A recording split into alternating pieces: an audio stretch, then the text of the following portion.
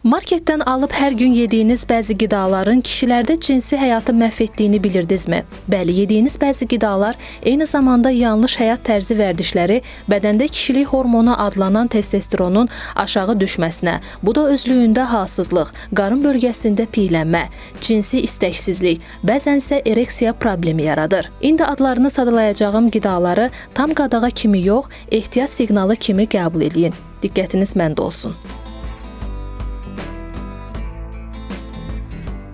Dəyərli izləyicilərimiz, bu cür videolarımızın davamının gəlməsini istəyirsinizsə, elə indi aşağıda yerləşən şərh bölümünə davam sözünü yazın. Bu bizə motivasiya verəcək.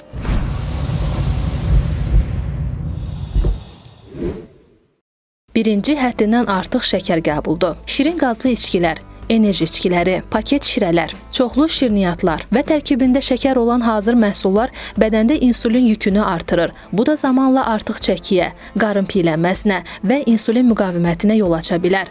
Qarın nahiyəsində toplanan piy isə testosteron balansına mənfi təsir edən ən vacib problemlərdən biridir. Kişilər üçün əlavə şəkərin gündə 36 qramdan, yəni təxminən 9 çay qaşığından çox olmaması tövsiyə edilir.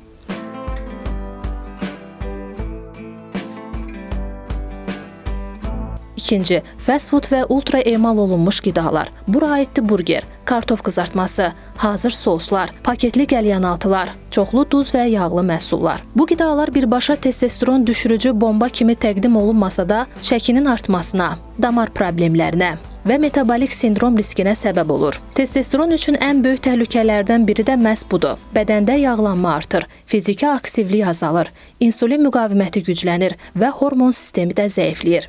Yəni, problem tək burger deyil, burgerlə gələn həyat tərzidir.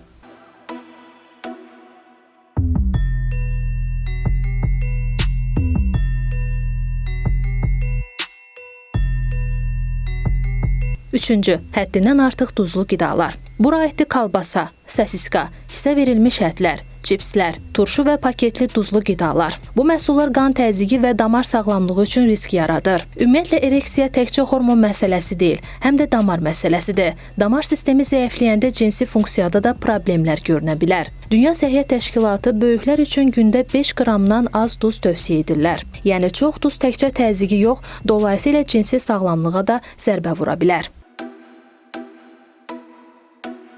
Dördüncü, davamlı alkoqol istifadəsi. Burada ən çox adı çəkilən içki pivədir. Amma əsas problem təkcə pivə deyil, ümumən həddindən artıq alkoqol qəbuludur. Elmi araşdırmalar göstərir ki, çox və ya xroniki alkoqol istifadəsi kişilərdə testosteron istehsalına mənfi təsir edə bilər. Üstəlik qaraciyər, çəki, yuxu və sperma keyfiyyəti üzərində də əlavə zərər verir. Ona görə məsələni pivə kişini qadınlaşdırır kimi yox, çox alkoqol hormonal və cinsi sağlamlığa zərər verə bilər kimi demək daha doğrudur. Beşinci, az hərəkət. Bir çox kişi testosteronu düşürən qidanı axtarır, amma əsas düşmən çox vaxt boşqabın içində yox, həyat tərzinin özündədir. Çünki çəki artdıqca və xüsusən də qarın bölgəsində piylənmə çoxaldıqca testosteron azalır. Bəzi klinik mənbələrə görə piylənməsi və ikinci tip şəkərli diabeti olan kişilərdə aşağı testosteron daha çox rast gəlinir. Yəni, səhv qidalanma tək başına yox, çəki və metabolik pozuntu yaratdığı üçün təhlükəlidir.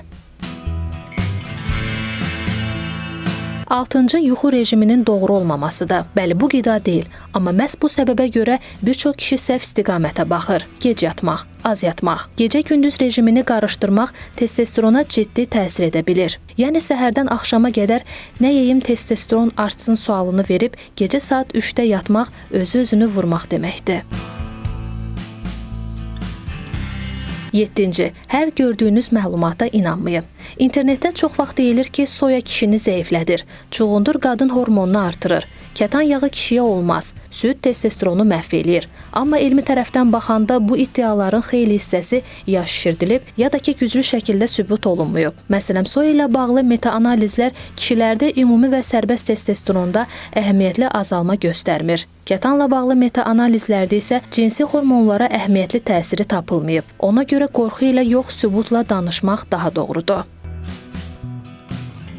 Bəs kişilər nə etməlidir? Əgər məqsəd testosteronu və cinsi sağlamlığı qorumaqdırsa, sadəcə filan qidanı kəs demək kifayət deyil. Əsas olan bunlardır.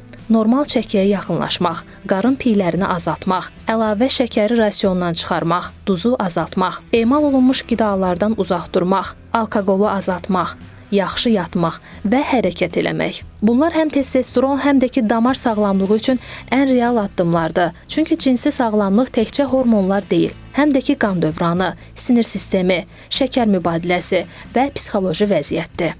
Bir vacib məsələni də qeyd edeyim. Əgər kişidə cinsi istək azalıbsa, səhər ereksiyası itibsə, gücsüzlük, halsızlıq, əhval düşkünlüyü, qarın piylənməsi və ya sonsuzluq problemi varsa, bunu təkcə qidaya bağlamaq olmaz. Bəzən səbəb yuxusuzluq, piylənmə, diabet, qalxana bənzər vəz problemləri, bəzi dərmanlar, stres, hətta yuxu apnesi də ola bilər. Belə hallarda analiz və həkim qiymətləndirilməsi vacibdir.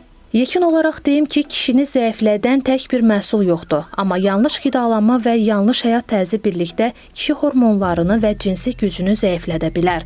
Ona görə marketlərdə gördüyünüz hər parlaq qablaşdırmaya aldanmayın. Az şəkər, az duz, az alkoqol, az fast food, çox yuxu və çox hərəkət ən real kişi sağlamlığı formuludur. Çalışın ki, bunlara əməl eləyəsiniz və sağlam qalasınız.